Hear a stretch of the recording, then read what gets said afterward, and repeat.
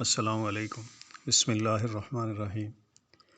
فلولا اذا غلبت الحلقوم وانتم حینئذ تنظرون ونحن اقرب الیہ منکم ولکن لا تبصرون۔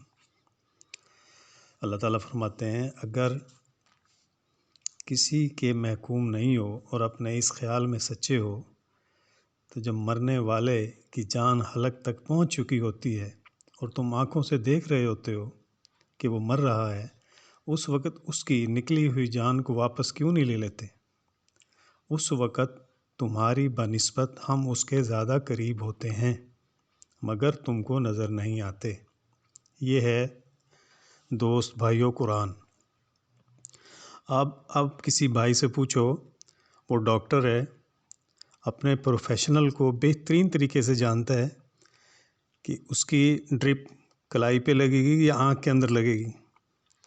اگر کوئی کنسٹرکشن مستری ہے، اس کو یہ پتہ ہے کہ 4 انچ کی دیوار کے اوپر 13 انچ کی دیوار تعمیر نہیں ہوگی، اور 4 انچ کی دیوار کے اوپر 9 انچ کی دیوار تعمیر نہیں ہوگی۔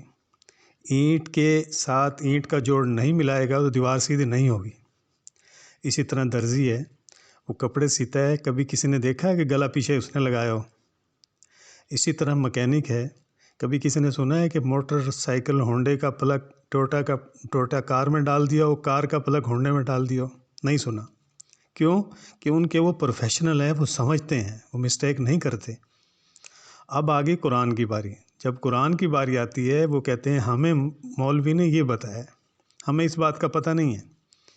بھائی آپ اپنے کام کو بہترین طریقے سے جانتے ہو۔ اگر ایک سبزی لینے جاتے ہیں، 5 منٹ آپ ٹماٹر پہ لگا دیتے ہو، کیا 5 منٹ کے لیے ایک آیت کا ترجمہ روز نہیں دیکھ سکتے ہم لوگ؟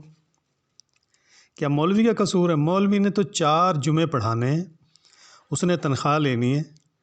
اگر وہ سرکاری مسجد ہے تو اس تنخواہ کا خطرہ ہے اس کو، اگر محلے کی مسجد ہے تو کمیٹی ممبر کا خطرہ ہے اس کو، اس کے خلاف نہیں جا سکتا وہ۔ اس نے 4 جمعے پڑھانے ہیں، 4 خطبے دینے ہیں، وہ آپ کی عمر گزر گئی لیکن بات وہیں کھڑی ہوئی ہے۔